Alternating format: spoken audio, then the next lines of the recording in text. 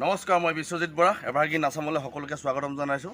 এতিয়া আমি finally duty কৰি মানে এতিয়া এইটো যিটো আমি ট্ৰাইবেলিঙত আহিছোঁ, আমাৰ দেৱজিৎ ছাৰ আমাৰ ইফালে আৰু নেক্সট আমাৰ ভাইটি দেৱজিৎ, ইফালে আমাৰ পবিত্ৰ গড়, আমি সকলোখিনি মানে গোটেই মিনিমাম 4খন ডিষ্ট্ৰিক্টত আমি ডিউটি কৰিবৰ কাৰণে আহিছোঁ।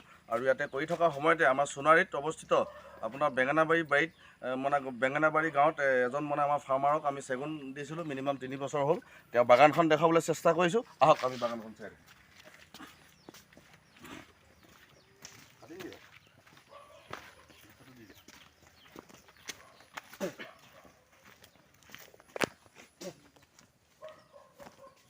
ধুনীয়া হৈছে না গছবিলাক? না বৰা মজা মজা হৈছে দেই, ধুনীয়া হৈছে চব। ছাৰটো কেইবছৰ চেগুন আছিলে এইটো? এইটো আপোনাৰ 3 বছৰ হ'ল।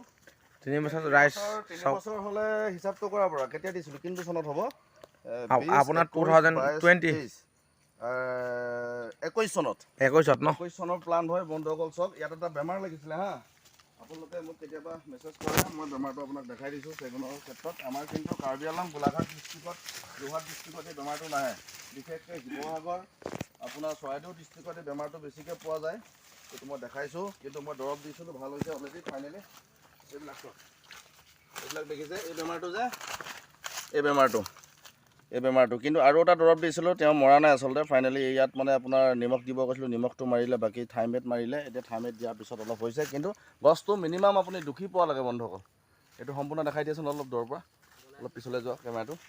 মিনিমাম আপুনি যিমান ওপৰৰ পৰা দুখি পায় সিমান তললৈকে ইয়াত মানে আচলতে চূণ মাৰিব লাগে। চূণ লগতে মানে চূণটো মাৰিব লাগে। চূণটো মাৰিলে মানে এই বেমাৰবিলাক নাহে। চাওকচোন গছবিলাক চব কি সুন্দৰ হৈছে। আৰু এটা বস্তু আপোনালোকক দেখুৱাম, যেনেকৈ আপোনালোকে কয় যে চেগুনটো ডাল নোলায় বুলি কয়, ডালটো ওলাই যায়, কিন্তু ডাল নোলোৱা কাহিনীটো কৈছোঁ শুনক। এইটো গছ দেখিছেনে? এইটো যেনেকৈ আপোনাৰ এইটোৱে ধৰিলে পুলিটো, এইটো যিটো আপোনাৰ টপ, এইটো আমি টপ বুলি কওঁ। এই টপটো যদি আপোনাৰ ষ্টাম্প পেপাৰ পুলি ক্ষেত্ৰত এই টপটো যদি আপোনাৰ ফাইনেলি জ্বলি যায়, দেখাইছে ভালকৈ, এই টপটো যদি জ্বলি যায় নহয়, তেতিয়া আপোনাৰ গছৰ মানে ব্ৰাঞ্চ ল'বলৈ ষ্টাৰ্ট কৰে। আচলতে টপটো জ্বলাব নালাগে, পানী নথকা সময়ত পানী দিবলৈ চেষ্টা কৰিব লাগে। এতিয়া ফাইনেলি বাগানখনত আমি কিয় আহিছোঁ, আমাৰ যিটো আপোনাৰ 3 মাহৰ মূৰত যিটো হোম ছাৰ্ভিচিং থাকে, ইয়াত আমি আহিব পৰা নাই। মিনিমাম 5 মাহৰ আগতে আমি আহিছিলোঁ আগতে, আকৌ নেক্সট আহিছোঁ এতিয়া। মানে আচলতে ইয়াত যিবিলাক ভেকেণ্ট আছে, ভেকেঞ্চি জেগাবিলাক দেখাই দিয়ে।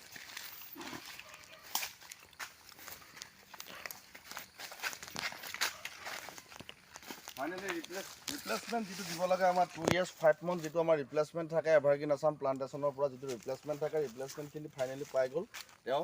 এতিয়া বৰ্তমান ইয়াত যিখিনি ভেকেঞ্চি আছে, ইয়াত আমাৰ যিটো চুইটিনিয়াম আফ্ৰিকান মহগনি বুলি কয়, আপোনালোকে ভিডিঅ'ত মোক চাবলৈ পাইছে, আপোনাৰ এই আফ্ৰিকান মহগনিটো ইয়াত দিয়া হ'ব। ইয়াত যিমান জেগা আছে এইখিনিতে লগাম বুলি কৈছে তেওঁ, মহাগনি লগাম। বাকী ছাইডত তোমাৰ কিছুমান জেগাত য'ত আছে চন্দন প্লান্টেশ্যন হ'ব। মিনিমাম 100 জোপা টাৰ্গেট লৈছে। দাদা নাই, দাদা ৰাজগড় গৈছে। ৰাজগড়ৰ পৰা অহালৈকে আমি ইয়াতে অপেক্ষা কৰিব লাগিব অকণমান দেৰি। সেইকাৰণে তেওঁ বাৰীখন চাই ল'লোঁ। ভিডিঅ'টো আপোনালোকে স্কিপ নকৰাকৈ চাই থাকিব আৰু সকলোবিলাক দেখাম, দাদা বাগানবিলাক দেখাম। চব বন্ধুসকল 3 বছৰত কিমান ধুনীয়া। কাৰণ কেলৈ চেগুনৰ হিচাপ এটা আপোনালোকক দিছোঁ মই ভিডিঅ' যোগেদি। আপোনাৰ এই গছটো ধৰক, এই গছটো যেতিয়া আপোনাৰ ধৰক তেতিয়া 3 বছৰ হৈছে, কিন্তু কিছুমান জোপা ইয়াত 3 বছৰত অলপ শকত হ'ব লাগিছিলে, কিন্তু কিছুমান জোপা গছ আপোনাৰ হাড়ৰ ক্ষেত্ৰত কিবা মানে ধৰক দৰৱ জাতিৰ ক্ষেত্ৰত মানে অলপ বাঢ়িবলৈ অকণমান কষ্ট পাইছে, কিছুমান জোপা শকত আছে। কিন্তু এজোপা চেগুনত বন্ধুসকল মিনিমাম যদি আপোনালোকে 20,000 টকাকৈ পায়, আমাৰ টাৰ্গেটটো দিছোঁ আপোনাৰ 15 বছৰ। 15 বছৰটো বাদ দিয়ক, আপুনি 20 বছৰৰ দিনত যদি এজোপা চেগুনত যদি আপুনি 20,000 টকাকৈ পায়, আপুনি মিনিমাম ইয়াত আছে 200 জোপা চেগুন। 200 জোপা চেগুনত আপোনাৰ 40 লাখ টকা এটা, 40 লাখ টকা এটা আপোনাৰ মানে আপোনাৰ ৰিটায়াৰমেণ্ট বুলি ক'ব লাগিব দেই। ইয়াত এটা পলিচি মানে এইটো, কাৰণ কেলৈ আজিৰ যুগত আপুনি LIC এটা কৰিলে, কিবা কৰিলে ইমান টকা নাপায়। কাৰণ কেলৈ আমাৰ এইটো ইয়েৰলি ইনভেষ্টমেণ্ট নহয়, just one time investment. One time investment কৰিছিলে দাদাই, 20,000 কিমান টকা পুলি লৈছিলে আমাৰ পৰা, 20,000 কিমান টকা পুলি আপোনালোকে ইয়াত দেখিছে।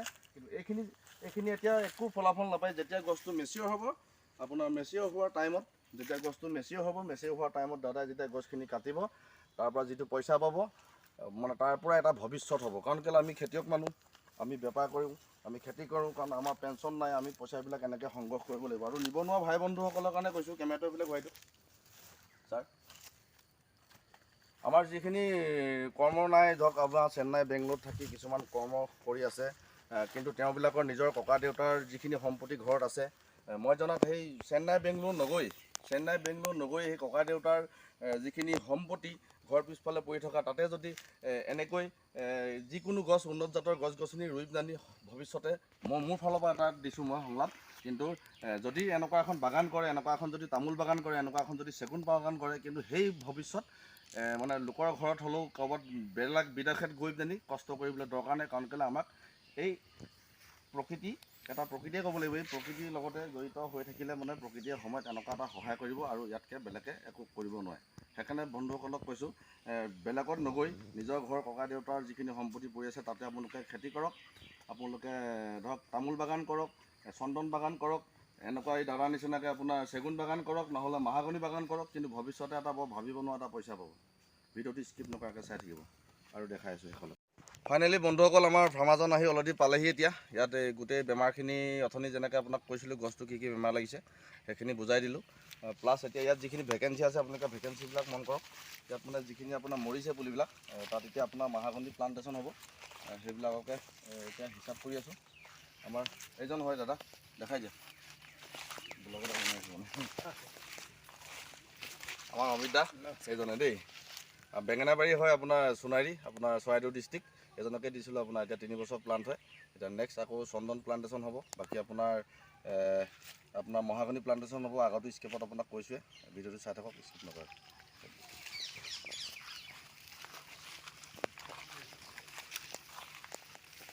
এইটো বাহনি একদম হেৰিয়াত পৰিব লাগিব।